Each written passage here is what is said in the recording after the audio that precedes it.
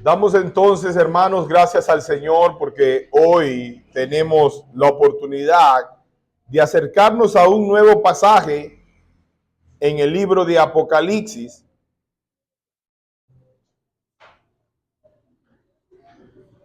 Y el título de nuestro mensaje el día de hoy es una multitud victoriosa perfectamente definida. Si ustedes pueden recordar cómo cerró el capítulo 6, recordarán que cierra con la pregunta: ¿y quién podrá sostenerse en pie en el momento del juicio y de la ira? Si recuerdan conmigo, si ustedes pueden ir a la palabra, leerán al final del capítulo 6 la pregunta: ¿y quién podrá sostenerse en pie? Y esta pregunta está relacionada con el hecho de que el Señor juzgará a todos aquellos que decidieron mantenerse rebeldes contra el llamado del Evangelio y que no se rindieron ante el Cordero. El juicio de los incrédulos y de este mundo como un sistema organizado de maldad es inminente. El castigo de un Dios 3 veces santo es terriblemente descrito en los capítulos anteriores. Y la pregunta es: ¿y ante la furia de este Dios santo, de este Dios poderoso, de este Dios justo, quién podrá ser salvo? Bueno, el capítulo 7 nos da una respuesta contundente a esta pregunta. El capítulo 7 responde en dos partes la pregunta que hemos hecho en el capítulo 6, o que se ha hecho en el capítulo 6 del libro de Apocalipsis. ¿Y quién podrá estar en pie? ¿Y quién será salvo? Así que, como veremos con algunos detalles, estas dos visiones que Juan nos presenta en el capítulo 7 del libro de Apocalipsis son complementarias la una y la otra. Una, capítulo 7, versículos del 1 al 8, nos muestra de manera simbólica la multitud de los santos que componen el verdadero Israel, el Israel espiritual, el pueblo del Cordero de todas las edades.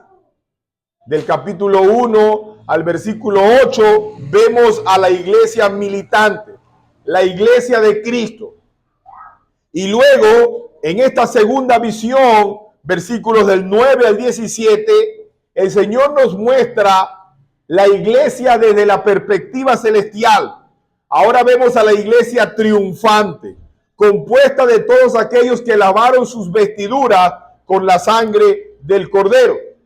Entonces, tanto una visión como la otra, versículo 1 al versículo 8 y luego del versículo 9 al versículo 17, son complementarias. Ambas visiones nos muestran a la iglesia de Cristo. Una nos muestra a la iglesia de Cristo militante, a la iglesia de Cristo de todos los santos entre la primera y la segunda venida de Cristo, y la segunda visión nos muestra a la iglesia triunfante y gloriosa cuando la tribulación ha acabado y el reino de Dios se ha consumado. Este va a ser precisamente nuestro argumento principal. ¿Cómo se ve la iglesia? Por eso vemos a una multitud victoriosa y perfectamente definida. Quiero entonces que partamos intentando organizar en nuestra mente la cronología de los eventos que están relatados en el libro de Apocalipsis. Así que lo que Juan ve en los versículos del 1 al 8 son eventos que preceden inmediatamente a los eventos del capítulo 6, versículo del 1 al 8.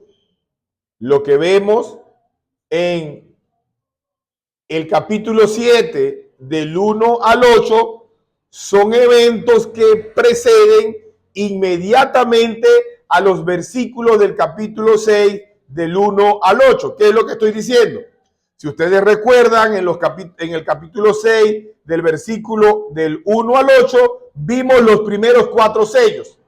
Esos 4 sellos que son el símbolo o la descripción simbólica del juicio de Dios sobre la tierra. Vimos y dijimos que este juicio está comprendido en la era desde la primera venida hasta la segunda venida de nuestro Señor Jesucristo, y comprenden el juicio de Dios para los impíos, para los incrédulos, y al mismo tiempo sirven como santificación y vindicación del pueblo de Dios. Pero antes de que estos 4 jinetes o estos 4 vientos, como los describe aquí el capítulo 7, comiencen a ejercer su influencia sobre la tierra, vemos que el Señor les pide que se detengan por un tiempo mientras todos aquellos que le pertenecen son sellados e identificados como el pueblo de Dios, para que luego entonces el juicio se haga inminente. De esta forma, lo que nos describen el capítulo 7, versículo del 1 al 8, son un paréntesis entre ese juicio que se va a ejecutar, porque antes de que se ejecute el juicio, vemos en Apocalipsis al pueblo de Dios perfectamente identificado. Juan dice que él vio a 4 ángeles en pie, ubicados sobre los 4 ángulos de la tierra, que detenían a los 4 vientos de la tierra para que no soplase viento alguno sobre la tierra, ni sobre el mar, ni sobre ningún árbol. Es decir, que momentáneamente ese juicio que había sido declarado, capítulo 6, versículo del 1 al 8, y que en el capítulo 6, versículo del 1 al 8, se simbolizan por medio de los 4 jinetes montados en los 4 caballos que son enviados para juicio del mundo. Acá en la visión de Apocalipsis del capítulo 7 son simbolizados por 4 vientos que están a punto de arrasar en juicio con la tierra, pero que momentáneamente son detenidos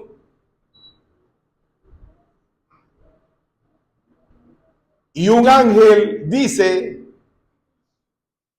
que no hagan daño a la tierra, ni al mar, ni a los árboles. ¿Hasta cuándo? Hasta que hayan sellado en su frente a los siervos de nuestro Dios.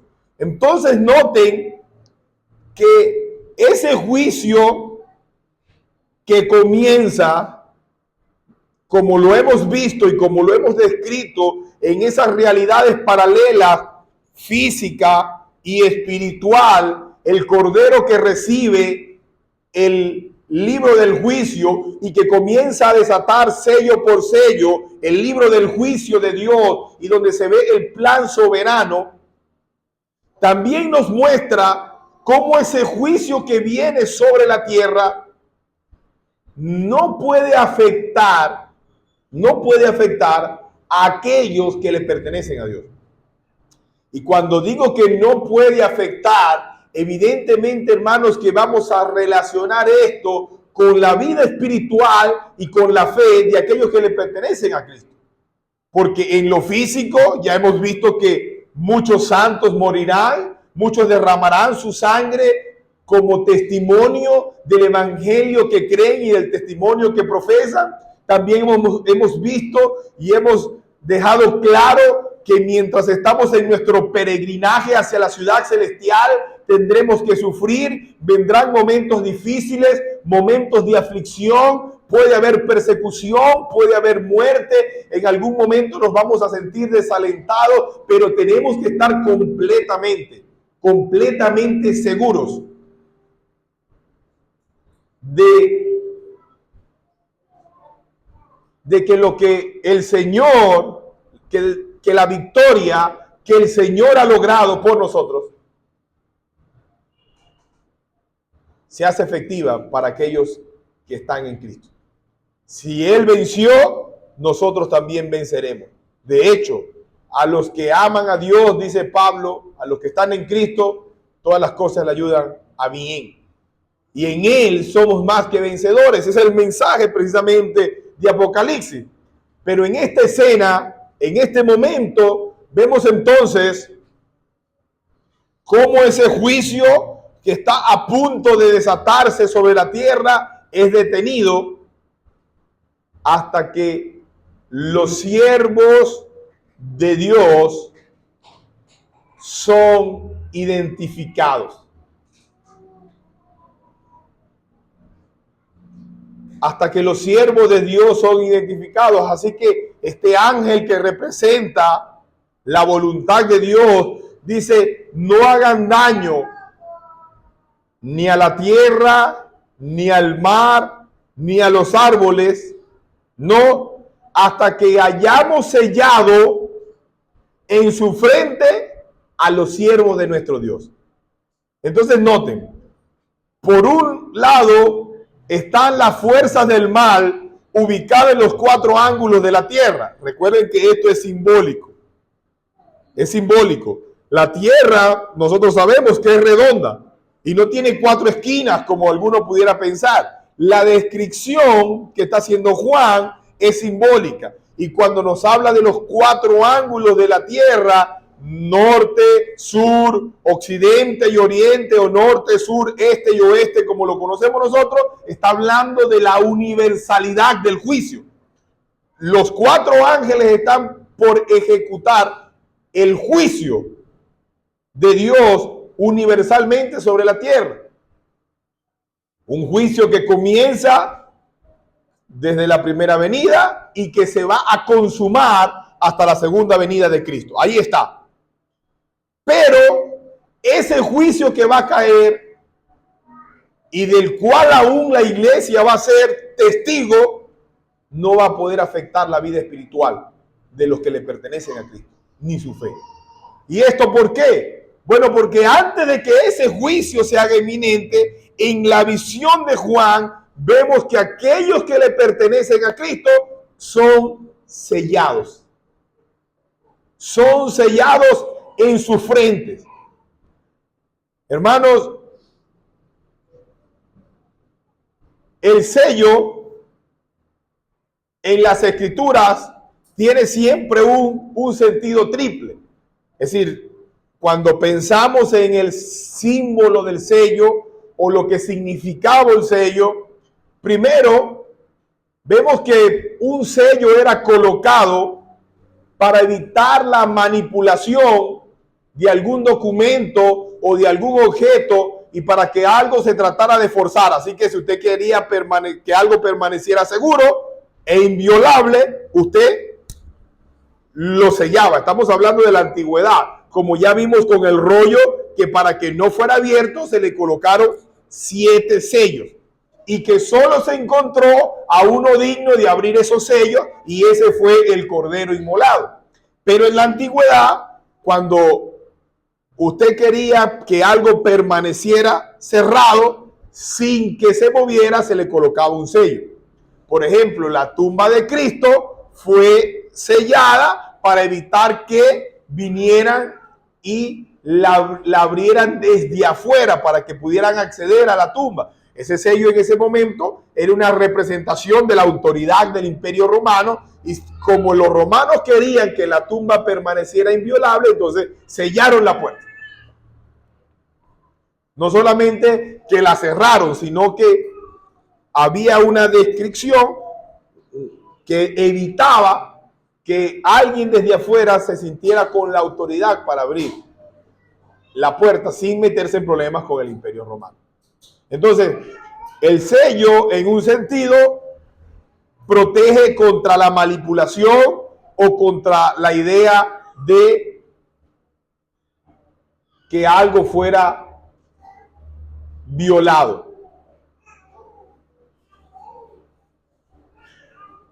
En segundo lugar, el sello era una marca de propiedad. Los esclavos, por ejemplo, tenían en sí, sobre sí mismo, el sello de su amo. Así que, como los animales al día de hoy, que se les coloca un fierro, un sello sobre su cuerpo, y cuando usted lo identifica, usted dice, ah, bueno, esto pertenece a fulanito de tal. Entonces, el sello también implicaba propiedad. El sello, por un lado, se representaba, se colocaba para evitar la manipulación y para que algo fuera malversado. Y en segundo lugar, también el sello simbolizaba propiedad. Algo que era sellado le pertenecía a aquel de quien era el sello. Y en tercer lugar, el sello implicaba genuinidad. Cuando algo tenía un sello, implicaba que era genuino.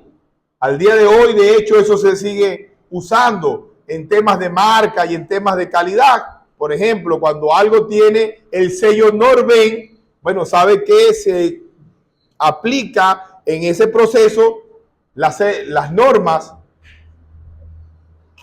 que están relacionadas con ese sello. Entonces, noten que el sello, desde esa perspectiva, tiene un carácter triple. Implicaba que lo protegía contra la manipulación o contra la malversación. También aseguraba la propiedad de aquel al cual pertenecía el sello. Y por último, implicaba genuinidad.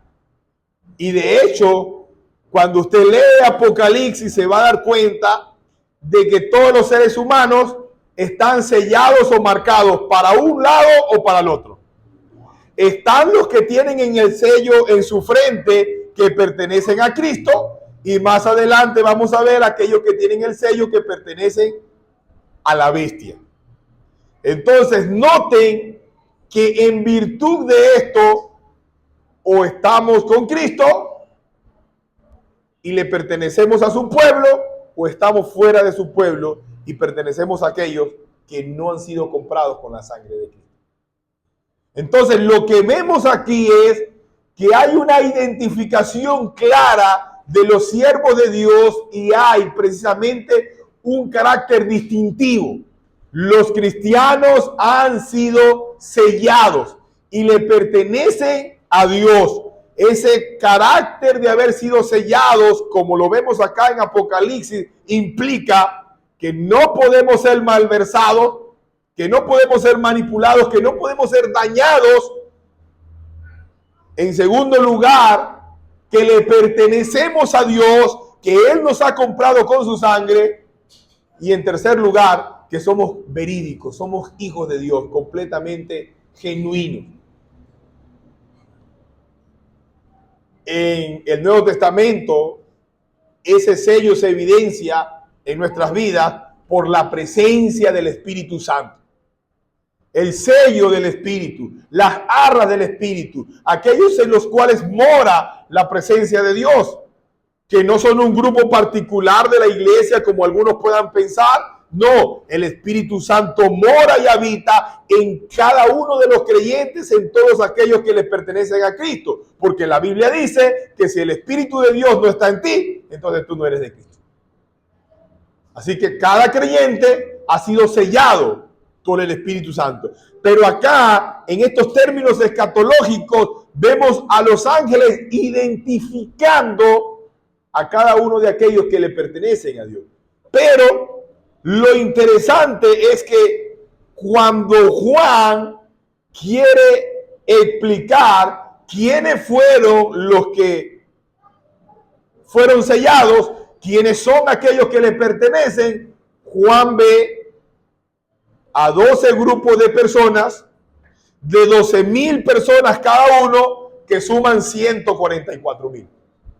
Acerca de esta idea, algunos han dicho que, bueno, los 144,000 son una representación del Israel étnico, del Israel nacional, de aquellos que se convertirán al final de los días, pero eso realmente es incongruente con la idea primero de que Juan les llama, el ángel les llama a los siervos de Dios, es decir, aquellos que están al servicio de Dios, aquellos que le pertenecen a Dios. Y no encontramos ni en este texto, ni en el anterior, ni de hecho en la visión que sigue, una idea de que se esté refiriendo particularmente a una parte del pueblo de Israel. No, al contrario. Si ustedes recuerdan, si hacen memoria, y para Juan era claro, ¿cuántas tribus de Israel quedaron después de la deportación de Asiria y la deportación de Babilonia? Bueno, si ustedes hacen un poquito de memoria, recordarán que cuando cayó Samaria en manos del imperio asirio, 10 tribus prácticamente que desaparecieron. Las 10 tribus del norte prácticamente quedaron fuera de la escena del pueblo de Israel. De ahí en adelante a los israelitas se les va a conocer como judíos, identificados casi que exclusivamente con la tribu de Judá y el remanente de la tribu de Benjamín. Así que 10 tribus prácticamente habían desaparecido. Y vuelven del cautiverio de Babilonia solo las tribus del reino del sur. Así que literalmente ya no eran 12 tribus. Y si usted se da cuenta, la primera tribu que es mencionada no es la del hijo mayor de Israel, sino que se menciona a la tribu de Judá, de donde viene el Mesías, el heredero genuino del reino. Así que estas 12,000 personas de cada tribu, que suman en total 144,000, no pueden ser una representación del Israel étnico. Al contrario, son una representación del Israel espiritual. Y para mostrar y confirmar mi idea, yo quiero que vaya por un momento al capítulo 21.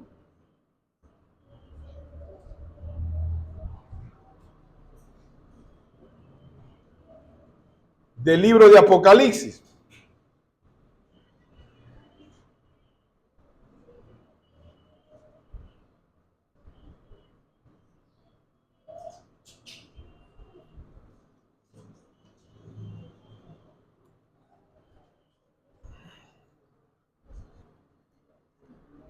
Y en el versículo 7 en adelante, usted va a ver la descripción de la Nueva Jerusalén. Vino entonces a mí uno de los 7 ángeles que tenía las 7 copas llenas de las 7 plagas postreras, y habló conmigo diciendo: ven acá y yo te mostraré, vean, la desposada, la esposa del Cordero.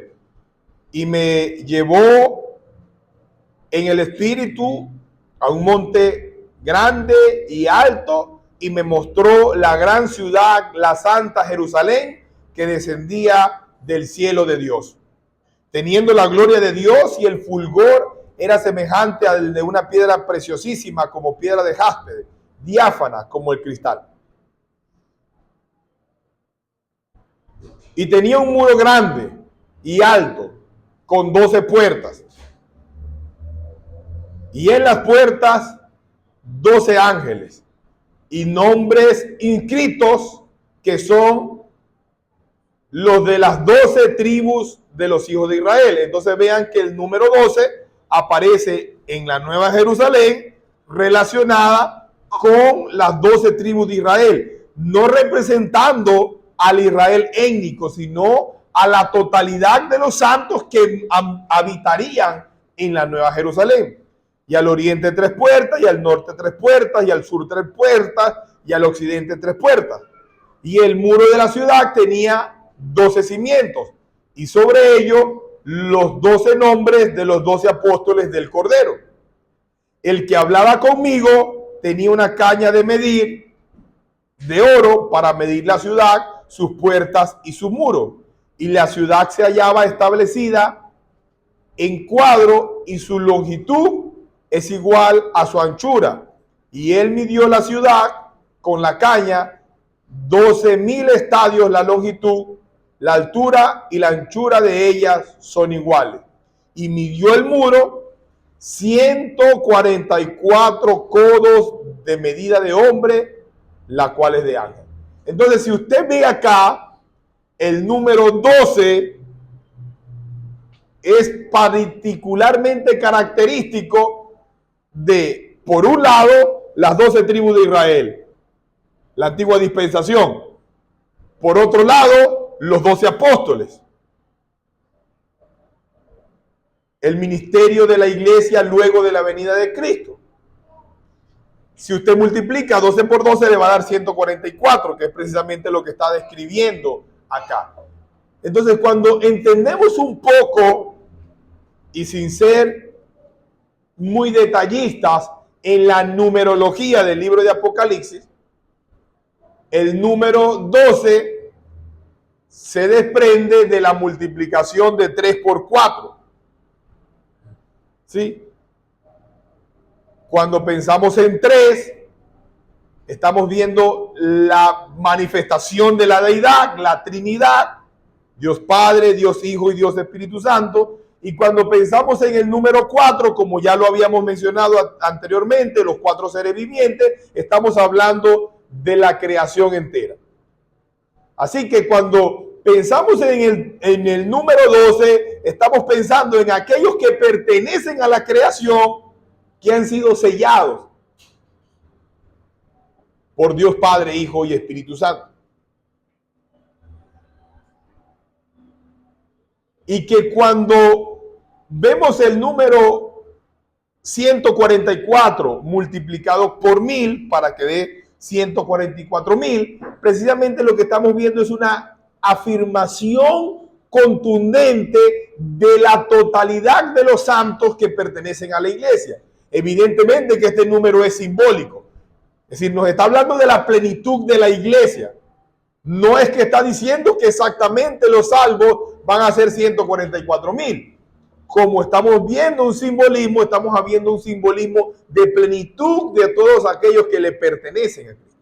Ahora, más aún, el símbolo está relacionado con la iglesia antes de la consumación del reino. Porque Juan está viendo a la iglesia antes de que el tiempo de juicio comience. Es decir, que Juan estaba viendo a la iglesia antes de que el juicio del Cordero se hiciera manifiesto luego de la muerte expiatoria de Cristo en la cruz del Calvario. Está viendo a la iglesia militante, es decir, está viendo a la iglesia en este tiempo entre la primera venida y la segunda venida. Segundo, esa descripción de 12,000 de una tribu, 12,000 de otra tribu, 12,000 de otra tribu, que suman 144,000, no recuerda, es decir, no remonta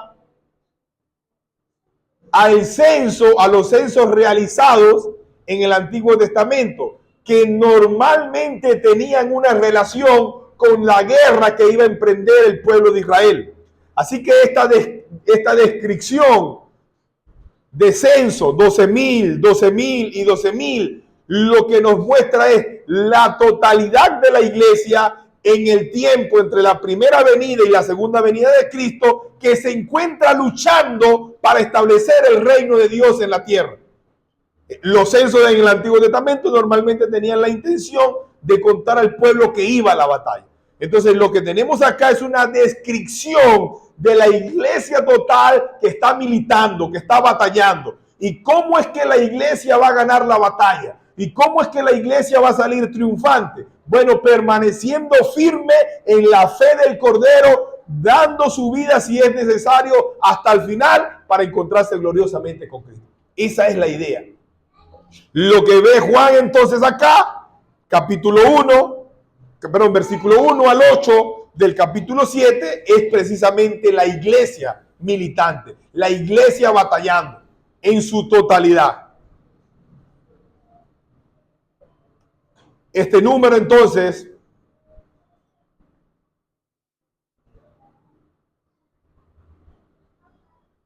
es repetido nuevamente en el capítulo 14 del libro de Apocalipsis. Y noten lo que Juan escribe. hablando de los 144,000, y cantaban un cántico nuevo delante del trono y delante de los 4 seres vivientes y de los ancianos, y nadie podía aprender el cántico, sino aquellos 144,000 que fueron redimidos, vean, de entre los de la tierra. No habla específicamente de Israel, sino dentro de los de la tierra. Estos que no se contaminaron con mujeres, pues son vírgenes. Estos que son los que siguen al Cordero por donde quiera que va. Estos fueron redimidos de entre los hombres como las primicias para Dios y para el Cordero.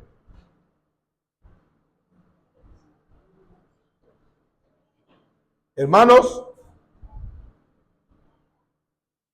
lo que tenemos acá en el capítulo 7, versículo del 1 al 8, en esta representación simbólica, y dándonos una cifra que pareciera limitar el número, no tiene la idea de definir cuántos son los santos, sino que de manera simbólica y a través de esos símbolos numéricos mostrarnos la integridad de la iglesia que se encuentra militando, ocupando las filas del ejército del Cordero. Así que esos 144,000 no son más que una representación de toda la iglesia que batalla para el Cordero, de todos aquellos que le pertenecen a él.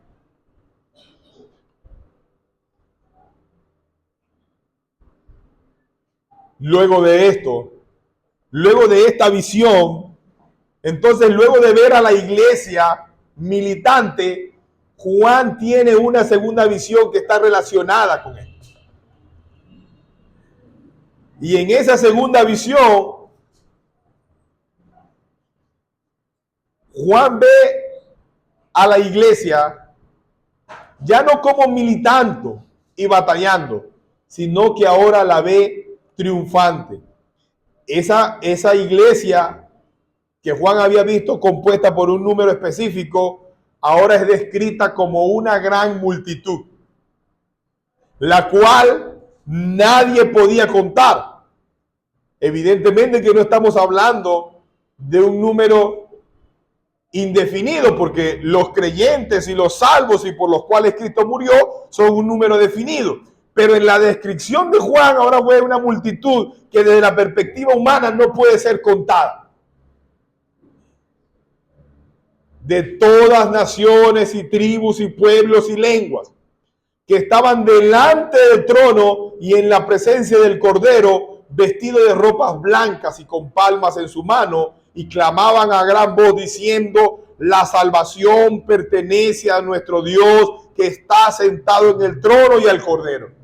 Así que los 144,000 de la primera visión y la multitud que nadie puede contar de la segunda visión son el mismo pueblo. Solo que en la primera visión Juan está viendo a la iglesia militante, es decir, a la iglesia que está caminando hacia la ciudad celestial, y en la segunda visión Juan está viendo a la iglesia que ya alcanzó la victoria y que ahora está en la presencia del Señor. En un sentido, Juan está viendo a la iglesia que milita, que batalla, y en el otro sentido Juan está viendo a la iglesia gloriosa que obtuvo la batalla. Juan está viendo a la iglesia desde la perspectiva celestial. A estos que son plenamente conscientes de que han sido salvados por Dios, de que le pertenecen al que está sentado en el trono y al Cordero. Así que esta visión de Juan es la visión de la iglesia triunfante. Juan está viendo lo que había descrito Daniel en el capítulo 12 de su libro, cuando dijo: y en aquel tiempo se levantará Miguel, el gran príncipe que está de parte de los hijos de tu pueblo, y será el tiempo de angustia, el cual nunca fue desde que hubo entonces, pero en aquel tiempo será libertado tu pueblo, todos los que se hallen inscritos en el libro. Juan está viendo entonces cómo ese tiempo de juicio, ese tiempo de tribulación llevará a la iglesia a la consumación final del reino. Por eso no podemos pensar en la gran tribulación como un momento específico y exclusivo del tiempo cercano al fin. Al contrario, vemos en la Biblia descrita la gran tribulación como un tiempo que comenzó para la iglesia con la primera venida de Cristo, que se va a extender durante todo el tiempo entre la primera venida y la segunda venida, que se va a intensificar cerca de su segunda venida, pero la iglesia siempre estará en tribulación. Si pensamos en la tribulación como un momento exclusivo del tiempo final, tendríamos que pensar que entonces la iglesia del primer siglo no estuvo en tribulación. Y eso sabemos que no es así. Es decir, la iglesia verdadera siempre será perseguida. La iglesia verdadera siempre será atacada. La iglesia verdadera siempre tendrá dificultades. La iglesia verdadera, desde la primera venida de Cristo a la segunda venida de Cristo, siempre estará en tribulación. Capítulo 16 del Evangelio de Juan. En el mundo tendréis aflicción. En el mundo habrá dificultad. Así que tienes que ser consciente de que como cristiano que militas para el reino de los cielos, que perteneces al ejército de Cristo, tendrás que afrontar dificultades. Estamos en una lucha por el avance del reino. Así que la tribulación será parte de la vida del cristiano de este lado de la eternidad, pero una gloria nos espera. Pablo dijo, esta leve tribulación momentánea no produce en mí, sino más un excelente y eterno peso de gloria. Tendremos que afrontar dificultades, vicisitudes, ataques y problemas por causa del testimonio de nuestro Señor Jesucristo. Esa es una realidad. Así que el camino hacia la ciudad celestial no es un camino sencillo, no es un camino fácil, es un camino de tribulación, es un camino de persecución, es un camino de angustia, es un camino de dificultades. Por causa de tu fe y por causa de tu testimonio tendrás que enfrentar dificultades, pero lo que Juan está mostrándonos aquí es que luego de la tribulación, luego de la angustia, luego de la persecución, viene la gloria. Como dijera Juan Calvino, sin cruz no hay corona. Sin dificultad, sin tribulación y sin problemas, no hay gloria.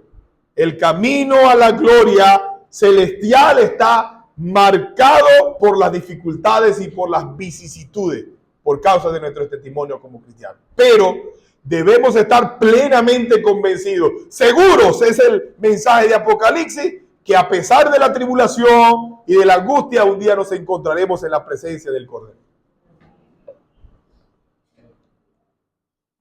Así que Juan ve a la iglesia como una gran multitud que está en la presencia del Cordero, vestidos con ropas blancas. Y como ya lo hemos visto anteriormente, las ropas blancas que son dadas al pueblo representan una señal de victoria. El hecho de que los que están en la presencia estén vestidos de ropa blanca no solamente es un símbolo de santidad y de pureza, sino un símbolo de victoria. Que claman a gran voz diciendo, la salvación pertenece a nuestro Dios que está sentado en el trono. Y esto es interesante porque entiendan esto. Si la salvación dependiera de ti y de mí, estábamos perdidos. Si la salvación dependiera de cada uno de nosotros, claudicaríamos en el camino. Nos extraviaríamos. Estaríamos perdidos literalmente. No hay posibilidad de salvación para ninguno si la salvación depende de usted o de mí. Pero la salvación no es de nosotros. La salvación no pertenece a nosotros. La victoria no pertenece a nosotros. La victoria es de nuestro Dios. La victoria y la salvación es del que está sentado del trono y del Cordero. Así que usted puede estar plenamente convencido que a pesar de su infidelidad, a pesar de sus debilidades, a pesar de sus falencias, usted va a caminar rumbo a la victoria, porque la salvación es de Jehová. Y la victoria es de Jehová. Cristo obtuvo la victoria por nosotros, y porque Él es victorioso y porque Él venció, nosotros también venceremos. Así que lo que nos muestra esta segunda visión es glorioso. Todos los ángeles estaban en pie alrededor del trono, y los ancianos, los 24 ancianos y los 4 seres vivientes se postraron sobre su rostro delante del trono y adoraron a Dios diciendo amén. Y vean la doxología que estos seres presentan delante de Dios. La bendición y la gloria y la sabiduría y la acción de gracia y la honra y el poder y la fortaleza sean a nuestro Dios por los siglos de los siglos. Amén. Estos están rendidos en adoración delante del Dios en ese momento glorioso, en la consumación del reino. Lo que estamos viendo aquí es una escena de la consumación del reino, cuando la iglesia finalmente esté triunfante delante del Señor. Noten que en el versículo 13 hay un cuestionamiento acerca de aquellos que están delante del Señor. Uno de los ancianos se acerca a Juan y le pregunta: ¿quiénes son estos que están vestidos de ropas blancas? Si quiere identificarse de quién es esa multitud. ¿Quiénes son y de dónde han venido? Vean la pregunta. ¿Quiénes son y de dónde han venido? Juan responde: Señor, tú lo sabes. Y él me dijo: estos son los que han salido de la gran tribulación y han lavado sus ropas y las han emblanquecido en la sangre del Cordero. Entonces noten, la gran tribulación es un periodo característico del periodo de la iglesia. Toda aquella multitud que un día se presentará delante del Señor, ¿de dónde saldrá? De la gran tribulación. Así que vemos la gran tribulación como el periodo entre la primera venida y la segunda venida de Cristo, donde los impíos son juzgados y la iglesia es santificada. La tribulación produce juicio para el impío y santificación para la iglesia. Para el impío, estos tiempos finales, estos tiempos duros, estos tiempos de maldad son tiempos de juicio. Pero para aquel que le pertenece al Cordero es un tiempo de vindicación y de santificación, donde nuestras vestiduras negras por el pecado son emblanquecidas por la sangre del Cordero. En la medida en que avanzamos hacia la ciudad celestial, el carácter de Cristo es perfeccionado en cada uno de nosotros, y eso el Señor lo hace por medio de la tribulación, por medio de las dificultades y las vicisitudes.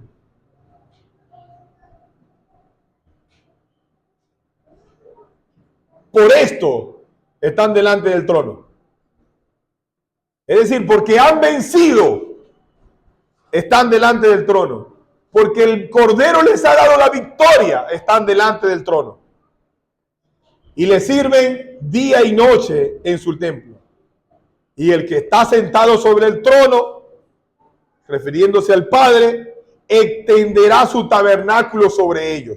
Entonces la perspectiva ahora es del reino celestial, de la nueva Jerusalén, en la cual reinarán todos aquellos que han salido de la gran tribulación.